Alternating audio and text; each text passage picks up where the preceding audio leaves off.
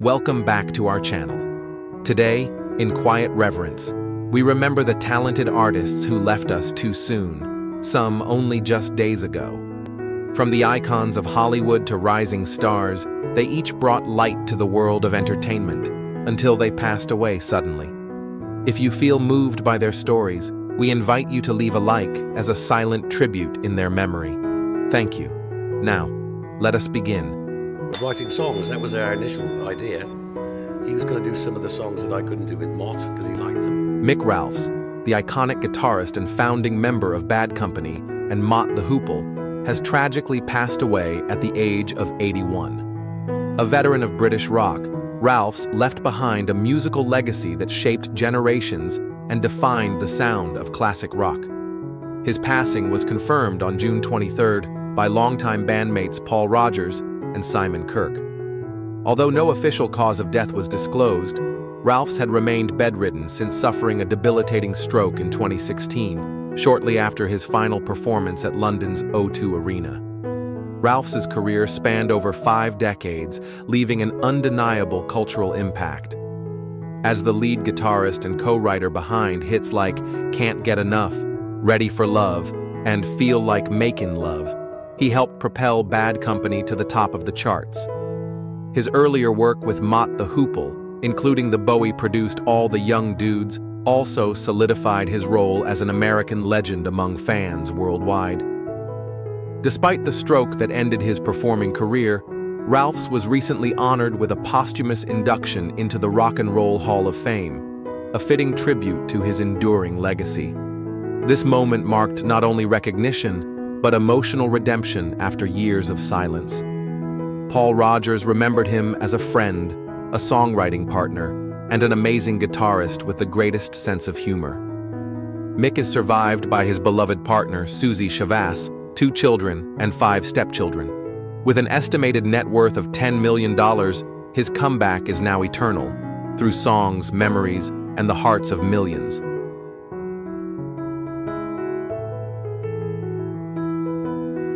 An aircraft carrier we had 3,000 men aboard the carrier, and so I had to get everything that they needed. Leonard Lauder, the iconic business leader and philanthropist, known for transforming Estee Lauder into a global beauty empire, has sadly passed away at the age of 92. His death was confirmed on June 15th by the Estee Lauder companies. Surrounded by his beloved family in Palm Beach, Mr. Lauder departed this world with quiet grace and a towering legacy. As the son of Estee and Joseph Lauder, Leonard took the reins of the family business in the 1970s. Under his visionary leadership, the company grew from a single brand operation into a worldwide powerhouse, launching names like Clinique, MIC, and La Mer. His strategic insight and gentle charisma made him a true veteran mentor in both business and culture, leaving a lasting cultural impact. Tragically, Leonard also faced personal loss. After witnessing his mother's battle with Alzheimer's and the passing of his wife Evelyn from breast cancer, he transformed sorrow into purpose. He co-founded the Alzheimer's Drug Discovery Foundation and remained a devoted force behind the Breast Cancer Research Foundation, becoming a symbol of strength and redemption. His son William remembered him as a man who practiced kindness with everyone he met. With an estimated net worth of $15 billion, Leonard Lauder's legacy transcends wealth. It lives on through breakthroughs in science, art, education, and the hearts he touched. A private burial followed a service at Central Synagogue in New York City. One of the last true American legends, Leonard Lauder will never be forgotten.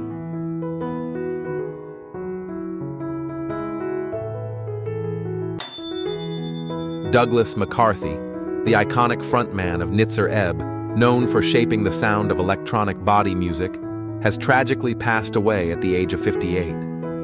His death was confirmed by his bandmates on June 11th through a heartfelt social media statement, asking the public for respect during this difficult time. Though an official cause was not disclosed, McCarthy had previously revealed his long battle with liver cirrhosis, the result of a prolonged sobriety journey. As one of the celebrities who died today, Douglas leaves behind a legacy of innovation. Co-founding Nitzer Ebb in 1982, he led the group from its early post-punk influences to international recognition within the industrial and electronic music world. Songs like Join the Chant and Control I'm Here became anthems of an era. The band toured with Depeche Mode and signed with major labels like Mute and Geffen, earning global acclaim and undeniable cultural impact. Though his career faced a pause due to illness, McCarthy found strength in redemption, returning with the Fixmer McCarthy Project and later his solo album, Kill Your Friends. His work with Black Line showed a fearless comeback, blending experimental edge with timeless energy. Douglas McCarthy's voice, vision, and stage intensity defined a genre and inspired countless artists. As fans mourn the loss of this veteran mentor, his music lives on, a tribute to resilience, artistry, and the enduring power of sound.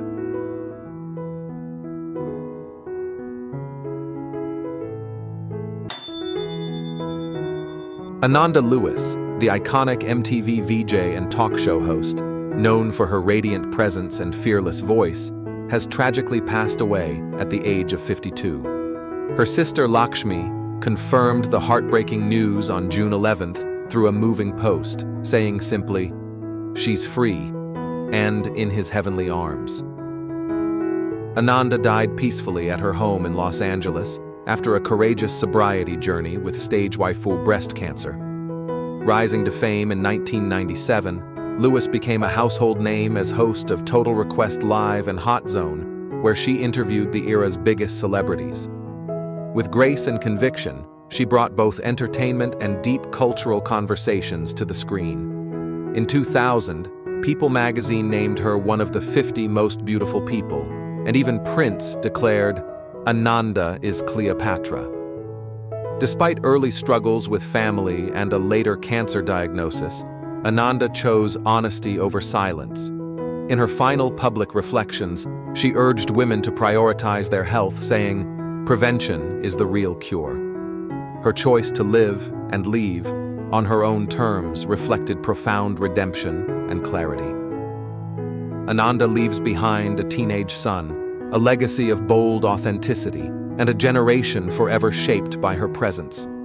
As we remember one of the American legends who passed away, we honor her not just for what she did, but for who she dared to be.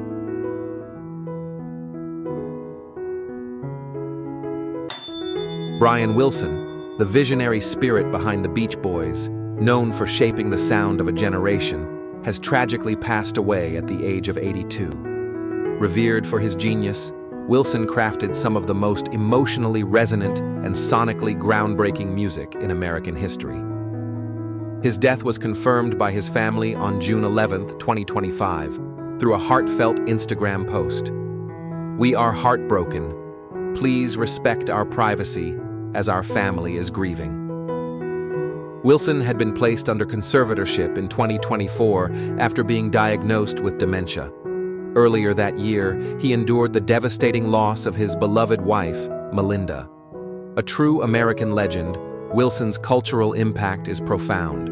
He was the mastermind behind Pet Sounds, considered by many the greatest album of all time, and iconic hits like Good Vibrations and Surfin' USA.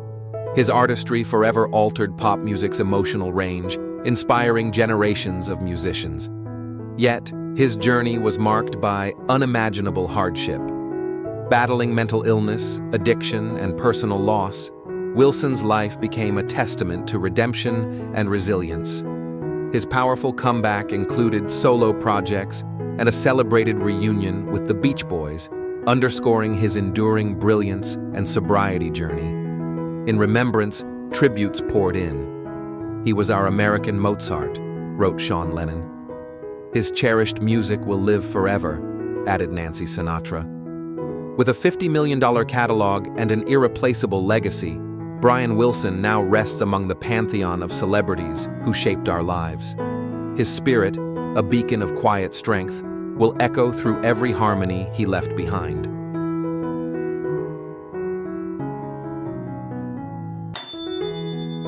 Sly Stone, the iconic funk pioneer and frontman of Sly and the Family Stone, has sadly passed away at the age of 82.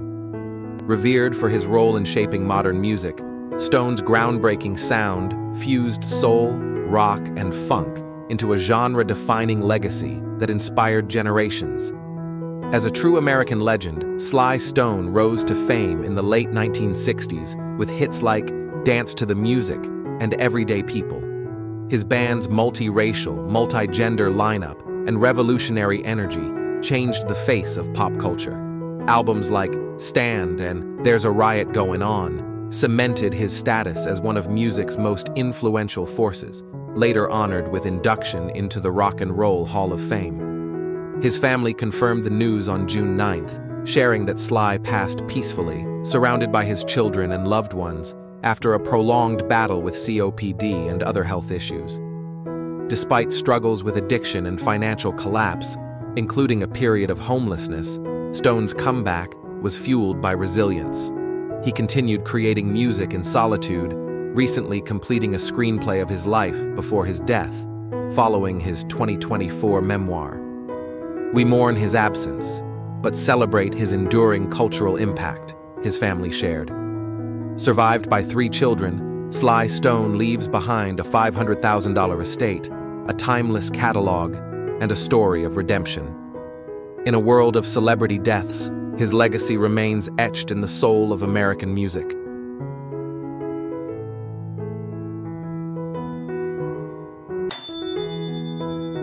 Betsy Gay, the beloved child star of The Little Rascals and a trailblazing yodeler, has sadly passed away at the age of 96. Her death on June 13th was confirmed by longtime friend Bob Satterfield, marking the end of a gentle yet enduring chapter in American entertainment history.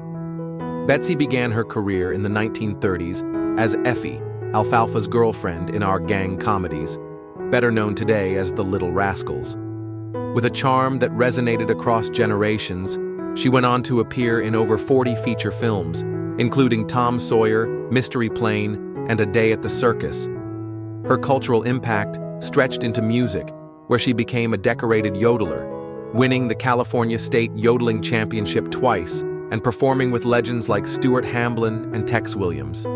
Though she never had a breakout recording hit, Betsy's voice graced the airwaves on shows like The Hank Penny Show and The Don Ameche Show. She later transitioned to television, leaving her mark on programs like Hometown Jamboree and Polka Show, becoming a quiet but consistent presence in early country media, a true veteran mentor in her time. She is survived by her husband, Thomas Cashin, and their 5 children. As one of the last Hollywood stars of her era, Betsy Gay's legacy lives on in the sweet harmonies she left behind, a symbol of resilience, cultural grace, and timeless innocence.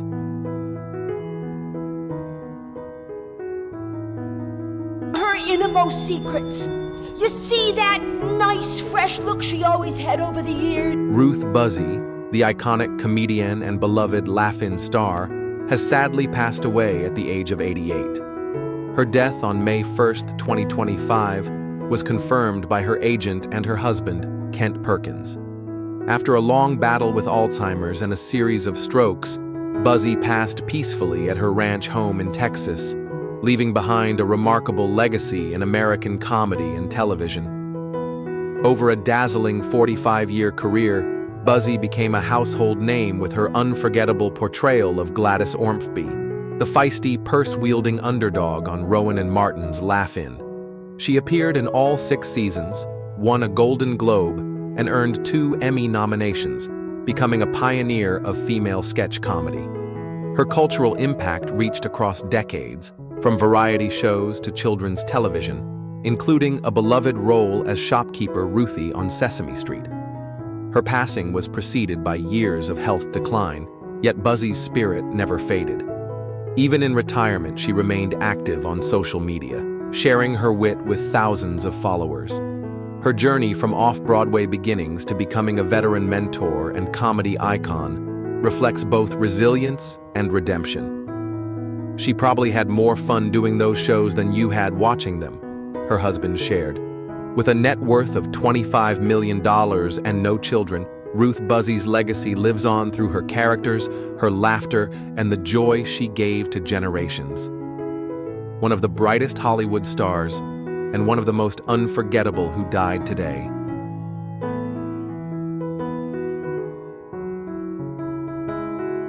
I wanted to be here, at least in words, to award a miracle named Sue Small. Goldie Hawn didn't just make us laugh, she became part of who we are.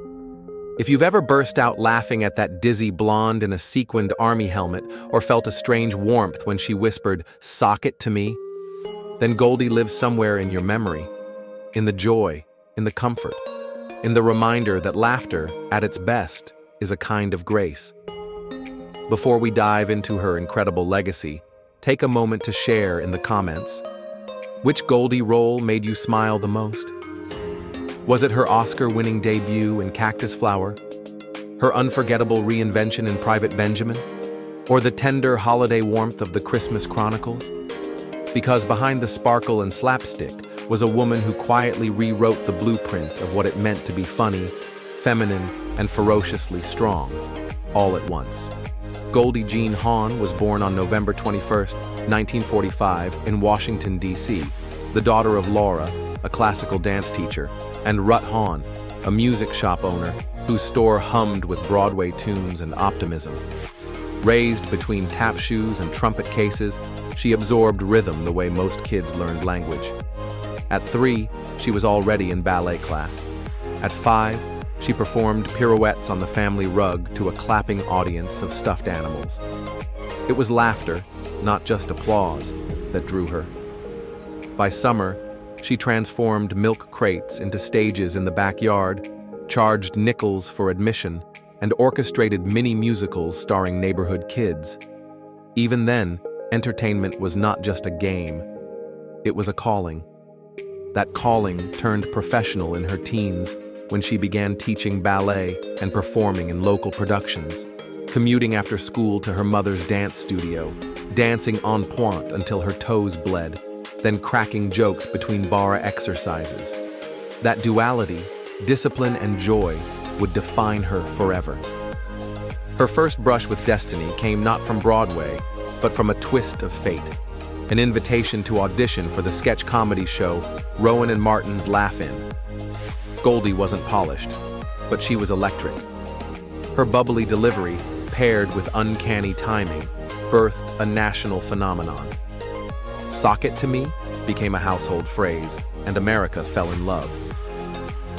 That love deepened in 1969, when Goldie won the Academy Award for Best Supporting Actress for Cactus Flower. Overnight, the dizzy blonde became a force. Studios scrambled to showcase her, not just as comic relief, but as a leading lady with depth and command. In romantic romps like "There's a Girl in My Soup," political satires like "Butterflies Are Free," and heist films like The Sugarland Express, Goldie proved she was more than sparkle. She was substance, wrapped in sunshine. Her legacy was further cemented in 1980 when she headlined and co-produced Private Benjamin, a bold move for a woman in Hollywood at the time. The story of a pampered widow enlisting in the army became a cultural milestone, earning multiple awards and spawning a successful TV spin-off. But more importantly, it announced Goldie as a woman behind the camera, a veteran mentor before the term became trendy. Hollywood adored her. Audiences followed her every role. Yet few knew the private toll that success was quietly extracting. But even sunlight cast shadows. By the late 1970s, just as Goldie Hawn had become one of Hollywood's most bankable stars, an unexpected silence crept in behind the laughter. On paper, her legacy was blooming. A household name, a producer, a trailblazer for women in entertainment. But off camera, a different story unfolded. I'd be on set, smiling, dancing, delivering lines, she later shared in an interview. And inside, I felt like I was crumbling. She began experiencing crippling panic attacks, moments of overwhelming fear that struck without warning. Once, she fled a film set in tears, unable to breathe. The glitz and sparkle had hidden a growing storm, depression laced with exhaustion, doubt, and deep emotional dissonance. She asked herself, was laughter enough? Did anyone really see me beyond the giggle? At just 29, Goldie found herself on the brink of burnout, a dark turning point that could have undone everything she had built. But instead of retreating, she leaned in. She turned inward. Long before wellness became a buzzword, she embraced therapy, mindfulness, and meditation. She explored yoga, journaling, and early mind-body healing practices. This wasn't a publicity stunt. It was survival, a quiet sobriety journey of the spirit, one breath, one mantra at a time. She started each morning with candlelight and silence, and began a ritual that continues to this day, writing in a gratitude journal under the heading, "Today's Sparkle." Sometimes it was a grandchild's knock-knock joke. Other days, just a stranger's smile at the farmer's market. "If you don't mark the light, you lose it," she would say. But the pain didn't only come from within. In 1976, Goldie lost her beloved father, Rut, the man who once whistled down the aisles of his music shop. Just over a decade later, in 1993, her mother Laura passed away. Those final days were filled with whispered thanks and memories of childhood dances. "She gave me my feet," Goldie said. "But more than that, she gave me my rhythm for life." Personal relationships brought their own storms. Her marriage to singer Bill Hudson fell apart, and in the years that followed, she navigated the painful estrangement between Hudson and their son Oliver. As a mother, she carried the weight of loyalty, heartbreak, and the need to let her children form their own truths. Physically, the toll of decades spent dancing, performing, and shifting personas on cue left its mark. By her early 50s, knee surgeries and chronic joint pain threatened to sideline her. Instead, she pivoted, turning to Pilates, paddleboarding at dawn, and a strict Mediterranean anti-inflammatory diet. "Discipline fuels longevity," she once remarked, "but joy is the spark that keeps the engine running." That spark led to something bigger than any box office return. In 2003, Goldie launched the Hawn Foundation, and soon after, its flagship initiative, Mind Up, a school-based curriculum teaching emotional resilience, gratitude, focused breathing, and mindfulness to children. It was her redemption, her comeback, her greatest cultural impact yet. From Vancouver to London to refugee camps in Rwanda, she watched as children practiced quiet breathing under canvas roofs. Neuroscientists documented drops in cortisol. Teachers sent letters describing breakthroughs with anxious or angry students. Goldie's legacy was no longer just etched in film. It was taking root in classrooms. "I realized," she said, "that if I could help one child find peace in the middle of chaos, that mattered more than any standing ovation." All the while, she continued to mentor, quietly guiding emerging actresses, funding scholarships, and sending handwritten notes with advice like, "Land in the eyes. Jokes live there." Industry insiders began calling her a veteran mentor, a quiet oracle who could spot comic timing with a single glance. And she didn't leave film behind entirely. In 2017, after a 15-year hiatus, Goldie returned to the big screen in Snatched, opposite Amy Schumer. At 71, she ducked explosions, traded quips, and proved that comedic rhythm, like muscle memory, never fades. That wasn't nostalgia, it was purpose. With each comeback, she made clear she was no longer performing for the spotlight. She was refracting it onto the next generation, onto children, onto healing. Today, Goldie Hawn lives in Pacific Palisades, a serene enclave above the sea, where she begins each morning in candlelit stillness, breathing deeply, journaling small joys under the familiar heading, "Today's Sparkle." Her life, once a whirlwind of stage lights and red carpets, now pulses with a quiet rhythm. Sunrise paddle boarding with Kurt Russell, barefoot gardening on Sundays, and impromptu ukulele duets by the fire. Yet even in this slower tempo, her legacy continues to grow louder. She leads board meetings for the Hawn Foundation, oversees new expansions of Mind Up, and hosts the podcast Bright Mind, Brave Heart, where public figures open up about emotional resilience and healing. Her days oscillate between neuroscience summits, school visits, and grandmother duties, a balance she navigates with the same grace as a grand jetée. At 79, she's helping pilot a docuseries called Heart of Gold, tracing how emotional literacy reshapes communities from Silicon Valley to remote Australian schools. She's also executive producing a Broadway musical revival of Private Benjamin, where she pops into rehearsals offering notes like, "Land the laugh, then salute." The woman once known for comic pratfalls now walks among school children, scientists, and creators as a living reminder that healing can be hilarious and laughter can be sacred. Her sobriety journey from fame's dizzying height to mindful service has become its own kind of cultural impact, one that transcends stardom. Where once she deferred salary to help crew members make overtime, she now funnels anniversary royalties into refugee education programs. Joanna Staten finally found a purpose nobler than redecorating yacht cabins, she jokes. And if you ask her what keeps her going, she doesn't mention awards or premieres. She'll tell you, legacy isn't statues or awards. It's the laughter that echoes after the curtain falls, and the calm you ignite in someone else's storm. In her family, that calm has taken root. Kate Hudson, Oliver Hudson, and Wyatt Russell, all thriving artists, gather at her table with their children, trading lines, sharing dreams, still looking to her for light. She is the gravitational center of a dynasty that blends humor, humility, and heart. Despite the years, she still moves with that signature sparkle. Her health routine includes low-impact movement, omega-3s for joint care, and quarterly heart scans, reflecting her advocacy for women's heart health. She no longer fears the quiet.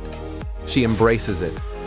Occasional waves of anxiety still come, but after decades of practice, she lets them pass, like weather through a clear sky. And sometimes, after a long day of mentoring or meditation, she steps onto her porch at dusk. The Pacific stretches before her.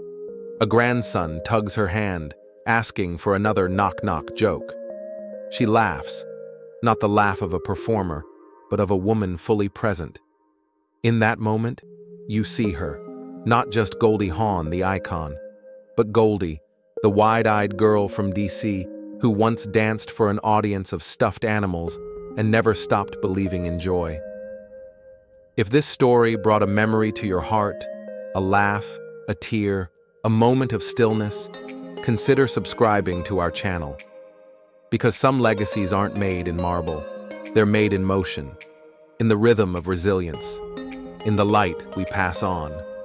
And as Goldie whispers each night before bed, hand on heart, journal nearby, more light tomorrow.